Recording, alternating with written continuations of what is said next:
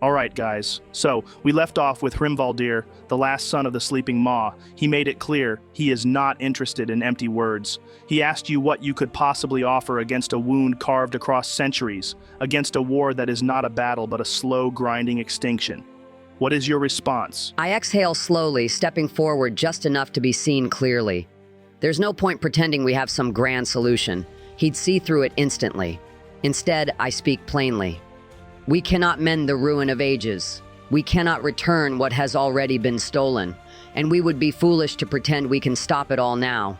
We are few, and they are many. The wounds Icehold has carved into your people are deep, and we do not have the strength to shatter its walls tomorrow.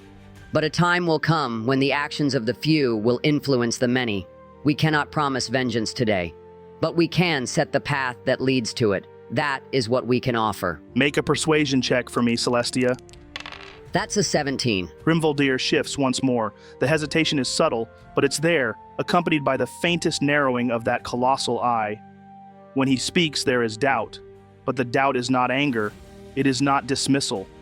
It is the weight of time pressing down upon your words, waiting to see if they will endure or crumble like so many before them. You speak of moments yet to come, of a tide that will turn. But what moment? What tide? Words are wind, and the storm does not wait for the few to claim. They will change its course. What specifically do you mean? And still, the question remains, why do you come to us? Well, there's no point trying to shove valor down his throat. I look up at the colossal form before us. No flowery words, no hero's speech, just the truth. Hrimvaldir, mortals rarely do anything unless it benefits them. That's just how we are. We act in our own interest, whether we like to admit it or not. And I won't stand here and pretend we're any different. I believe that when Icehold was first built, its purpose was just. It wasn't born of greed, but of necessity, to house the most dangerous of our kind, to protect those who could not protect themselves. But purpose is like ice left in the sun. It shifts, melts, reforms into something else. And over time, Icehold's reason for existing has twisted into something else. It is no longer just a prison. It is a machine, a hungry thing that takes and takes, not for justice, not for safety, but because it can. The people who serve there, most of them are not evil. They are men working to feed their families, blind to the pain they're causing. They do not see the cost. But I do. The blood that runs through my veins carries the power to end these mining operations, to put a stop to what Icehold has become. That is what Celestia meant. We are not here to make empty promises. We are here because I have the means and the will to put a stop to your torment. Hrimvaldir shifts once more as he awaits for the caveat he knows is coming. But none of that can happen until we free a man who has been wrongfully imprisoned, Raarh's father. His time is running out. Icehold doesn't keep prisoners forever. Once their usefulness fades, once they are no longer strong enough to toil or endure, they are discarded. The people in power don't mend what is broken. They throw it away. So we come to you, not just for words, not just for knowledge, but for aid. We need to know where they are mining, the locations of your fallen, the places where Icehold sends its men to carve into what they do not understand. If we know that, we have a chance, a real chance to reach him before he is lost. Storming Icehold itself right now would be suicide, but out in the open, among the mines, among their greed, that is where we strike. That is where we start. Help us, and we will ensure that this war does not end with another giant falling beneath a butcher's blade. All right, Tronald, give me either a persuasion check or deception, depending on what you're trying to do. Persuasion. That's a 9. Bardic inspiration. Thanks, that's a 17. Flash of genius. He is very unsure. He has listened, weighed your words, but giants do not move quickly. Their war is slow, their decisions slower still. And Hrimvaldir, more than any of them, is a creature of deliberation. You say you do not have time, but time is what I require. I do not act on impulse, nor do I move at the pace of men. I will think. I will speak with those whose wisdom I trust. You may call it delay. I call it certainty. In the the land, and you would not last an hour in its teeth. The vast eye shifts, his gaze falling upon Rorcath, the giant who brought you here. Rorcath, Thran Forlask, Plight Tool Forskin.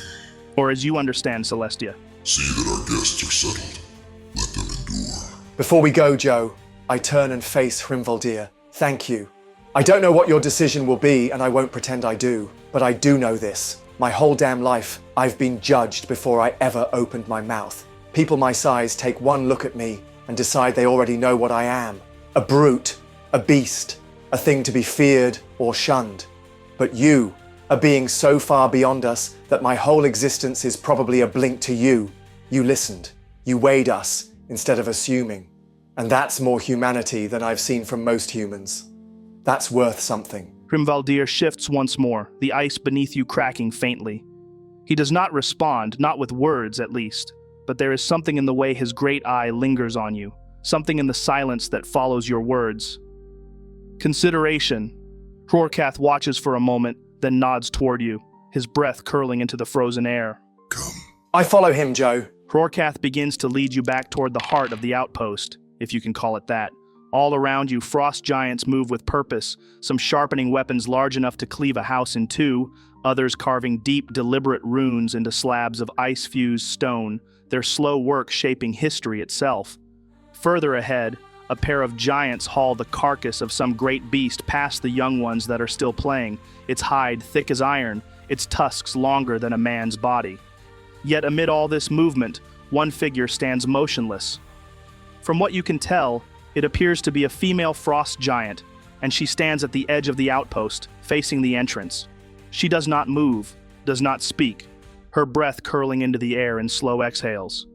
Her gaze is fixed on the path leading into the storm, the path where warriors return, or do not. Rorcath approaches her and begins speaking. You understand what they are saying, Celestia.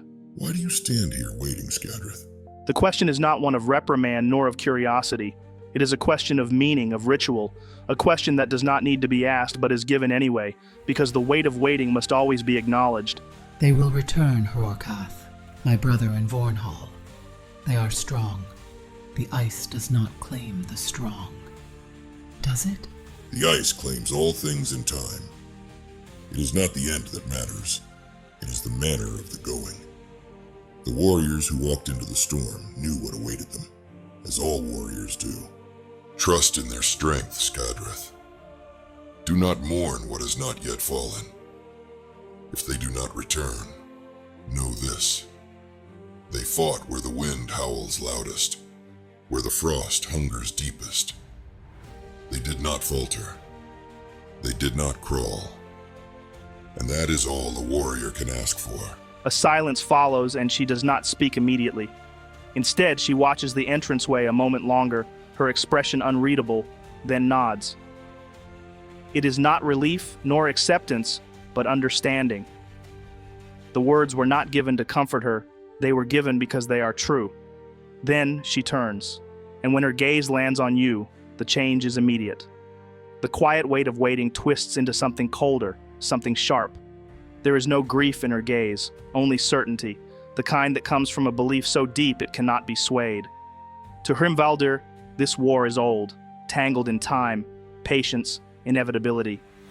To Rorcath, it is duty, endurance, strength. But to Skadrith, it is simple. Her brother left to fight because of man. He did not return because of man. And now, here stand men in his place, breathing, speaking, moving where he should be. Her jaw tightens, teeth clenched behind the slow, seething breath that curls into the cold air. Not a word is spoken, but none are needed. The look she gives you says enough. You do not belong here. You are why he is not home. I approach her slowly, my hands open. Hey, is everything okay? A shadow moves. Before you can take another step, a massive arm lowers, Rorcath's, his open palm pressing into your chest with the weight of a boulder. Not a strike, not aggression, but an unyielding force that stops you in your tracks. The strength behind it is effortless, the way a mountain does not have to strain to stand in your way. You are our guests. By order of the last sun, you will not be harmed. But do not place your hand inside a bear's maw and expect it not to close. Do not step upon a frozen river and expect the ice to hold. You are not the cause of her grief, but you wear the shape of those who are, and wounds do not care for reason. They only remember the blade. Right. So in short, don't poke the giant lady who wants us dead. You misunderstand. She does not wish you dead. If she did, you would already be buried in the ice. What she wishes is for her brother to stand here instead of you. That's fair. I can't argue with that. But we didn't. I sigh, rubbing my temple. It doesn't matter, does it? It's grief. It's loss. You don't reason with that. No, you do not. If you wish to speak with her, I advise caution. Grief, even among giant folk, is very real. More so. We do not cry. We do not wail. We do not break. We endure. And endurance is a terrible thing, because it does not release. It only hardens. Roarcath watches you for a moment longer before exhaling a slow breath, his frost-rimed hand shifting away from Mite's path, granting space but not invitation. Get comfortable, all of you. I cannot say how long it will take Hrimvaldir to reach a decision. He does not rush, nor does he bend to impatience. I will be going to find Vornhall and Jorvungur. If they still stand, they will return. If they do not, then the ice will tell me where they fell. Try to remain in one piece until I return. A pause. Then, in that same dry, frostbitten tone, he adds, Do not play with the children. They will crush you. and with that, Roarcath turns, not to leave, not yet. He steps towards Skadrith, his immense form lowering just slightly as he lays a heavy, calloused hand on her shoulder. For a moment, she does not react. She does not shift, does not breathe any differently. Then slowly she leans into him. Their foreheads press together, a gesture of strength, not comfort. No words pass between them because none are needed. The ice does not waste breath on things already understood. Then, without another glance, Roarcath straightens and turns, his massive form trudging up the frozen gradient, disappearing into the blizzard, swallowed whole by the storm beyond. Damn, that must suck. Not knowing where your brother is in a place like this. Joe, I grab Mite by the arm and signal for the rest of the group to follow me somewhere a bit more secluded, away from prying ears. Once we're clear, I lower my voice and look at them all seriously. Saxy, do me a favor and roll me a perception check. Okay, that's a 16. Why? Well, seeing as you're moving away to have a private conversation, I figured you might want to make sure it's actually, private. Fuck, yeah, of course. Thanks, Joe. So is this a good spot? Yeah, it seems completely isolated. You find a spot pressed against the side of the cavern, tucked behind a jagged ridge of ice. The only sound is the distant groan of shifting frost and the ever-present wind howling through unseen cracks in the stone. The closest person to you? Skadrith. Still standing at the entrance, her back to you, staring out into the storm. She's about 100 feet away, close enough to see, but far enough that she couldn't hear. All right, that's mildly reassuring. Do you guys realize who they're talking about? Not really, should I? Those two frost giants they're looking for? Vornhall and Jorvungur? Well, I'd place good coin on guessing that those are the same ones we fought. Oh, so you're the reason her brother isn't home. Shh. Why don't you say it a little louder, Alden? Anyway, we defended ourselves. We didn't know who they were. We didn't know what this place was. It was them or us. And there is absolutely no reason for us to disclose that. I feel like we should be honest about it. Maybe not right this second, but if we stay here, if we want their trust, the truth is going to come out eventually. And when it does, if it doesn't come from us, it's going to come from someone else. And that'll be a hell of a lot worse. Are you crazy? You just saw how she looked at us, and we haven't even said a word. You think dropping, hey, by the way, we're the ones who killed your brother, is going to go well? These giants are older than empires. They don't think like we do. They don't forgive like we do. You think she's just going to let that go? I'm not saying we never tell them. I'm saying we don't tell them right now, not until we know exactly where we stand. Otherwise, this stay we've been granted turns into an execution. I completely disagree with that. You're saying we stay quiet and let them search, let them waste their time chasing ghosts when we already know the truth?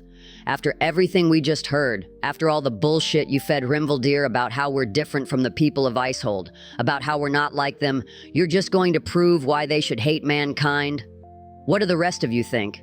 Or am I alone in this? To be fair, if there's one thing they aren't short on, it's time. That's not the point, Mite. The point is that we know what happened to them. We could stop this now.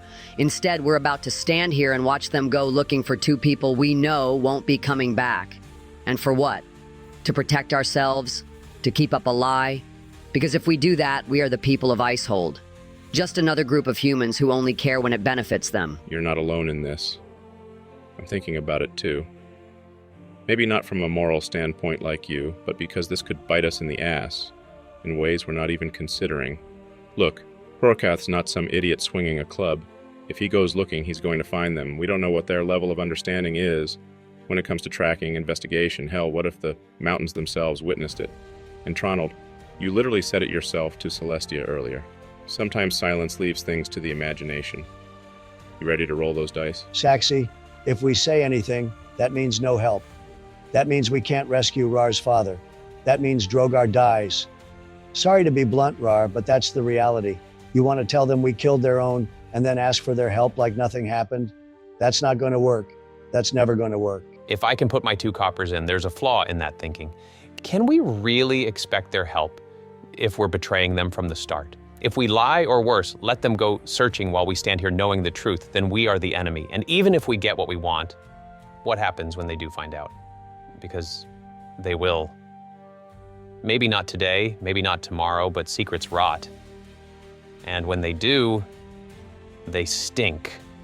If we hold this back, we're not just keeping a secret. We're setting a timer on when we lose any chance of trust we might have had. Are you guys seriously being this moronic, Mite? Raarh, come on, give me some backup here. Look, I'll be honest, I am not smart enough to weigh in on this, strategically speaking. And as for morality-wise, yeah, I'm not exactly the best person to speak to. Well, you're a lot of fucking use, aren't you? Raarh, buddy, help me out here. Explain to them why this is dumb. We should tell them. Wait, what? We should tell them. You talk about survival, about doing what we have to, but my father taught me how to cook. He taught me you don't just slap gravy over rotten meat and pretend it's fine. You cut it out or you serve poison. And right now, you're trying to cover rotting truth with lies, and it's going to turn bitter real fast. You think they won't find out? That we can just walk away from this? Maybe you can. Maybe you can tell yourself it's just another move on the board. But I can't. I have spent my whole life proving I am more than the blood in my veins. That I am not just the thing people assume me to be, that I can be something better. And this is where we show them that we are not the people of Icehold, that we do not take, lie, and twist the truth for our own gain. We tell them, Tronald, and if they decide we are their enemy, then we face that like warriors, not cowards. I lower my head in shame, Joe. I let out a slow breath. I shake my head, then look up at Raarh. You're right, Raarh. I'm sorry. You don't need to apologize to me. I clap a hand on Tronald's shoulder. I know you're just trying to look out for me, and I appreciate that. I really do. But I don't want to go through life running from truths anymore. I've spent enough of my days dodging the things that make me uncomfortable, pretending if I don't look at them, they don't exist. That if I just push forward, if I just keep swinging, then maybe they'll never catch up to me. You're facing yours, Tronald. Celestia's facing hers. Saxy, Mite, even Alden. Well, Alden's Alden, but he's getting there. And I want to face mine. I need to. Because when I see my father again, I want to look him in the eye and know that the man standing there, the man he raised, is not some fraud, not some coward hiding behind convenient lies. I want to stand before him and know with every bone in my body that the man looking back is truly me. So, as you guys finish your conversation, feeling pretty damn sure about where you stand and what you plan to do next, you start to shift, ready to move. Then you notice it. A small flicker of movement against the cavern wall. Something subtle, barely there. At first it's just a shadow, a trick of the dim frost-lit air. But then a shape emerges, and horror strikes you. Not 10 feet away, practically blending into the cavern, is a frost giant child. 7 feet tall, crouched low, pressed against the ice like a specter, staring at you. Not scared, not confused, just watching, and from the way his huge, unblinking eyes bore into you, it's very clear he heard everything. Well, fuck. Calm the hell down, Raarh. It's just a kid. It might not even understand the language. It's only a child. I take a careful step forward, forcing a grin that is absolutely not forced at all. Hey there, little one. Big one. What are you doing there? Playing a game? I was hide and seek. It pauses for a second, then a slow, proud nod. I'm good at hiding. So it can speak common. Awesome. Devour it, quickly, whilst it remains in the shadows. Shut up, Joe. I move forward. Good at hide and seek. Oh yeah, no argument there. We didn't even see you. Pretty damn impressive. But hey, no worries. We won't give away your position, right guys? You just keep hiding, and we promise we won't tell anyone. But did you happen to overhear any of our conversation? Yes, you hurt Vornhall. You hurt your Vanguard. Okay, right, yeah, about that. I kneel slightly, hands open in peace. Can you not tell anyone just yet? We're going to tell them, I promise. I cannot move yet, or I be found. I tell them when can move. Okay. Not ideal, but fixable. We just need to keep him from moving. Maybe if we... What, pin him to the wall and hope nobody notices? Yeah, great plan. That'll go over real well. Bribery. Does bribery work on frost giant kids? What do they even want? Meat? Rocks? A really big stick? Okay, but let's think about this logically. He said he can't move yet, meaning we have a window. If we can stall long enough, we might be able to... What? Convince a child not to snitch? You ever tried reasoning with a kid? Then we've got to move. Now. We can't sit on this. We need to tell Skadrith before this kid does, before we lose control of the situation completely. No, we need time. We can't just walk up to her and blurt it out. We have to think about how we word this. We don't have time. That kid is going to tell them the second he gets the chance. If we wait, we look guilty, like we're only admitting it because we got caught. If we say it now on our terms, we have a chance to control how this plays out. At this moment, from deeper in the cavern, another voice shouts out in Giant, Thronbraskar. which translates to, "Found you!" Oh, we are so fucked. The kid freezes. Then, his expression darkens. With a frustrated snarl, he slams both fists into the cavern wall, shaking ice loose from above. You ruined game. Me tell now. The child bolts upright like a stone pillar coming to life, turns on her heel and starts marching away. What the hell are we doing? Just run! Get out of the cavern! No! Shall I black pudding it? Are you fucking insane? Well, we're out of options. Joe, No! Joe! I suddenly flick my wrist toward the frost giant child and cast Modify Memory. Oh shit. That's what you picked? That's awesome. All right, let's see. It rolled a 12, which means it failed. You watch as the arcane energy lashes out, silent, unseen, a ripple in the fabric of thought itself.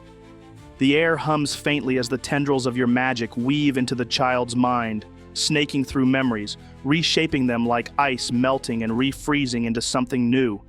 The child stops, mid-step, blinking slowly. Its breath, once heavy with frustration, stills. The fire in his eyes dims, not in fear, not in confusion, but as if something had shifted beneath the surface of his thoughts, something just beyond his own understanding. All right, I want to erase the full memory of our conversation. Instead, in its mind, we were talking about how amazing this place is, how incredible it is to live here, how the ice, the caverns, the storm itself are all part of something greater. And she was teaching us how to be the best at hide and seek because she likes us so much, especially Raarh. She thinks he's the coolest, loves how green he is, says he stands out in the snow in a way that makes him extra fun to chase. As the magic sinks deeper, the shift is almost imperceptible at first. Then, the change happens. The child's stiff posture relaxes. Her shoulders, once locked with the absolute certainty of betrayal, slacken like tension melting from a frozen river.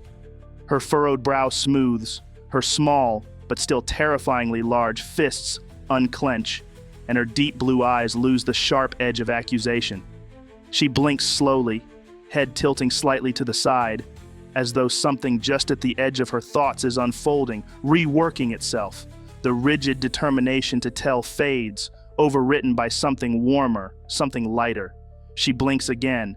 Then, her face breaks into a wide, toothy grin. Oh yes, I teach hide and seek. I very good. She bounces slightly on the balls of her feet, newfound excitement bubbling up where rage once lived.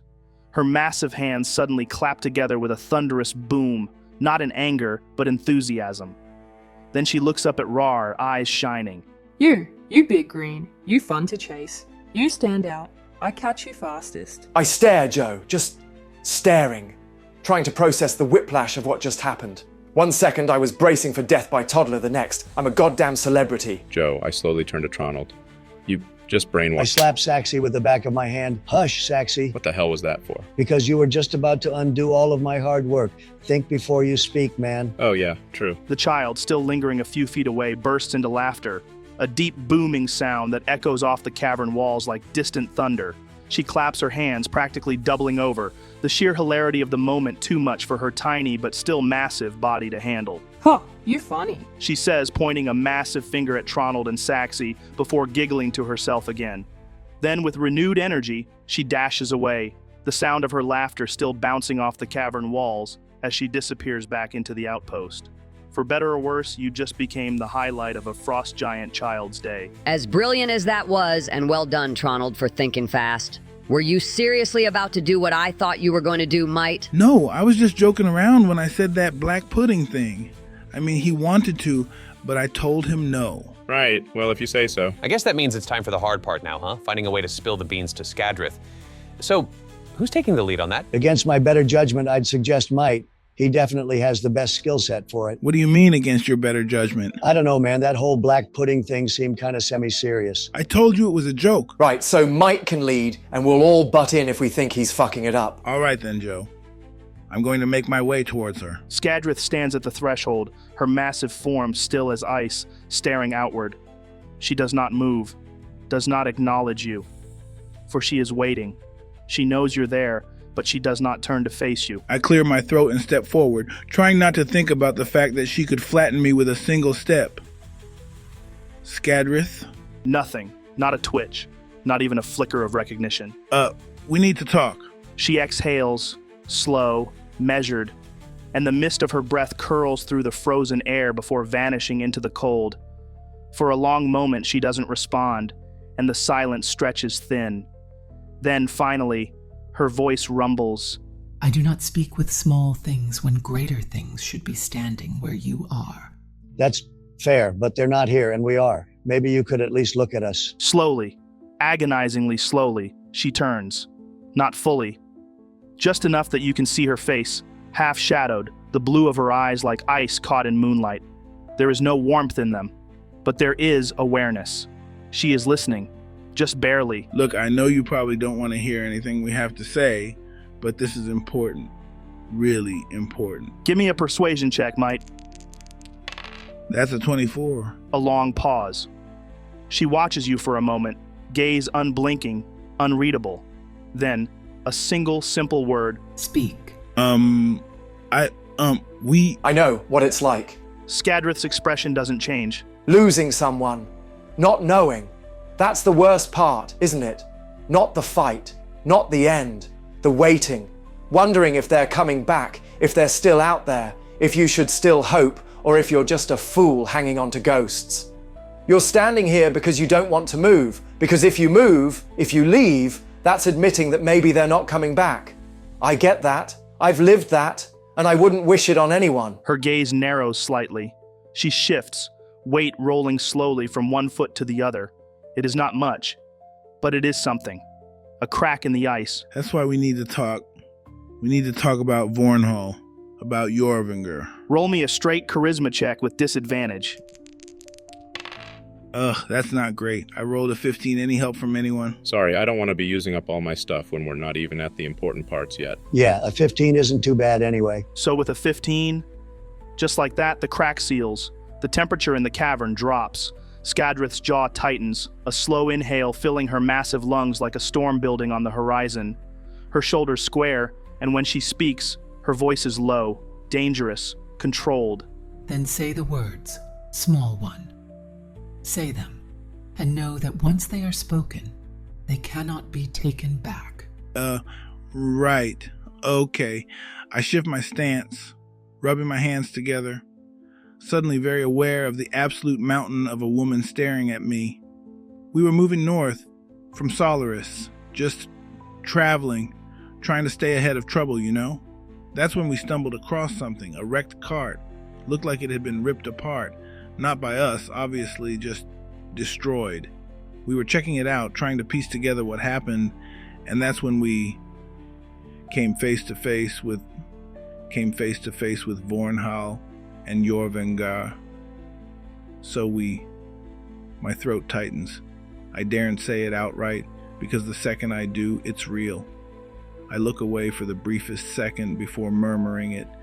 We fought. The moment you finish speaking, the air shifts. Not violently, not with rage, but with something deeper.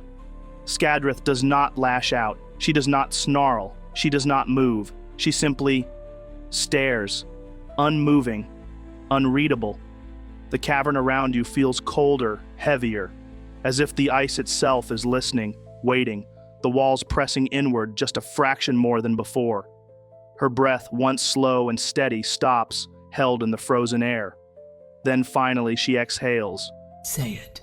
Say what happened to them. Joe, can I take a moment to analyze her? I want to determine if she's about to explode into violence or if she's holding herself back. Make an insight check. That's a 14. The read on her is difficult. Skadrith is not like a human, not even like a raging orc or a furious warrior. Her emotions do not explode. They calcify. They freeze, settle, deepen. She is not out of control. She is calculating. And that is, perhaps, even worse. She turns fully towards you and then she speaks. Say it. We fought and we couldn't get away without... Say it! We killed them. We killed them both. There is no silence. There is no time for the words to settle. No chance for the weight of them to take hold before Skadrith moves. She is fast. Faster than any creature her size has a right to be. Her massive hand snaps out. Mite, give me a dexterity saving throw. Natural 3. Ugh, lucky. Okay, that's an 11. It's not enough. Mite, before you can react, you are lifted from the ground like a rag doll. The force of her movement alone is enough to rip the breath from your lungs. Her fingers tighten, massive and unyielding, locking around your body like iron, but not crushing. Not yet. The pressure is unbearable, the heat of your body struggling against the sheer cold of her grip, but it does not snap or break you. She is not trying to kill you. She is deciding. Skadrith lifts you higher, bringing you level with her face, her blue eyes burning with something raw. You killed them. Skadrith, listen to me. I step forward, hands raised, trying to be reasonable. Your brother and his companion, they attacked us first. We had no choice. We didn't go looking for a fight, Skadrith. It was us or them. And I am sorry. I truly am. But what would you have done in our place? Give me a persuasion check. Disadvantage. Ooh, okay, that's a 17. Flash of genius. Thanks. 22 total. She doesn't even look at you, doesn't acknowledge your words, doesn't flinch, doesn't even seem to hear you. Her entire focus, her entire being is locked onto Mite. What? Doesn't even look at me with a 22. Come on. Skadrith, please! I step forward, trying to cut through the moment before it spirals further out of control. More bloodshed will not bring them back. I know what this feels like. I know that grief tells you that if you just keep hitting, keep breaking, then maybe it will make it stop hurting. But it doesn't. I know you're angry. I know you want to see us suffer, but what does that bring you? Nothing. Nothing but more of the same. Persuasion check, Celestia, with disadvantage. Guidance on myself. 16 total. Same as Tronald. Nothing. Not a flicker. Not a breath of hesitation. She is past reason. Past the point where words matter. Joe, I step forward and slam my sword into the ground as hard as I can, the clang of steel on ice splitting the cavern like a war drum. Enough. We killed them because we had to.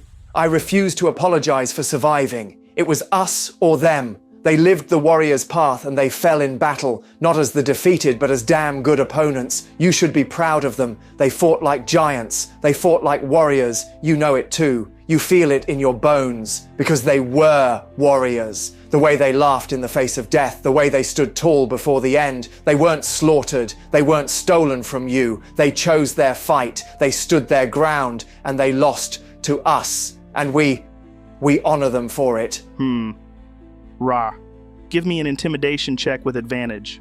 I know you're not trying to intimidate, but this is how giants think. The straight truth, with no fear, no weakness, no hesitation. And that is what they respect. Roll a d20 and add your strength modifier. That's a tainted 20. Can I give him bardic inspiration from my current position? I'm gonna say no, buddy. Ugh, then flash of genius. So 25 total, Joe. Skadrith's entire body tenses. Her massive jaw grinds. The sound like stone crushing stone. Her tusks clenching so hard that the muscles in her neck visibly strain against the tension. Her breath is ragged, the thick mist rolling out in uneven bursts, curling in the frozen air as if even the cold cannot contain her fury. And then she roars, a thunderous, gut-wrenching bellow that shakes the very ice beneath your feet. It is not just anger. It is not just grief. It is an eruption of pure, unfiltered fury held back for too long, bursting loose all at once. Mite, you're still held tight in her unrelenting grip as she leans forward, the sheer force of her breath hitting like a wave of heatless fire, her roar drowning out all sound, rattling deep into your bones. And now, you are no longer alone. Movement. Frost giants, dozens of them, turn, pause, begin to move. First 1, then 5, then 10, then 20, then 30. Each massive figure lumbers forward, slow but deliberate, their presence alone enough to darken the cavern with their sheer size and weight. The quiet hum of frosted steel shifting against leather echoes through the walls as some of them reach for their weapons, though none are drawn. Not yet. But they have come. They are watching, and they are waiting. They will be held until Hroarkath returns. Then, we will seek the wisdom of Hrimvaldir. If the last son of the Great Mother deems them worthy of mercy, they will have it. If not, then the ice will drink deeply. Take them! Are any of you resisting? Not a fucking chance. What do I look like? Suicidal? No. I don't resist, but I hold my head high, proud of us being honest. Hell no, I like my limbs attached, thank you. No resistance. We asked for this one way or another. Nah, I won't fight it. This is how they do things. I just make damn sure they don't see fear in me. And so, you are taken. The giants close in, and in an instant you are lifted. Massive hands, rough as stone, grip you effortlessly, lifting you as though you weigh nothing. They do not strike, they do not hurt, but they do not handle you gently. Your feet leave the ground, and you are carried through the outpost, your surroundings blurring as you move, past the forge, past the warriors' halls, past the great chasm where the wind never ceases. The murmurs of giant kind surround you, deep guttural voices, some speaking in low tones, others watching in silent judgment. And then you see it. A holding cell built recently, freshly reinforced, as if waiting for something like this. The walls are made of ice, bone, and jagged rock, fused together in a structure so dense that it seems to drink the light. The inside is bare, save for a few massive chains embedded in the walls, rusted over with centuries of use. And then you are thrown, not cruelly, not to break you, but enough to make a statement. The ice beneath you is hard, unforgiving, the chill biting through your armor as the giants step back, sealing the entrance with a final heavy clang. The last thing you see before the door slams shut is Skadrith, standing outside, watching. Her expression is not rage, not satisfaction, not even grief. Just waiting. Waiting for what comes next. Waiting for judgment. Waiting for Hrimvaldir. So, that went well. Yeah, if your definition of well includes getting thrown in a giant-sized holding cell while we wait to see if goddamn mountains decide whether we live or die. Technically, it's not multiple. It's singular. Just Hrimvaldir. I can't believe we're in this mess. I mean, I can, but that doesn't make it any easier to process. I can. I cross my arms, leaning back against the icy wall. We told the truth. Giants respect truth. We stood by our choices. This was always going to be the result. I don't know why you're complaining, Celestia. This whole thing was your idea. Anyway, let's lay it all out. Best case scenario, Hrimvaldir decides we didn't do anything wrong, we get let out, and we somehow convince them to help us anyway. And worst case, well, they crush us to paste for being murderers of their kin, or they let us freeze to death in here as a slow punishment. Optimistic. All right then, guys. Let's wrap this one up here. I can't believe we're hitting the 100th session next week. Hopefully it'll be a good one. See you later, guys.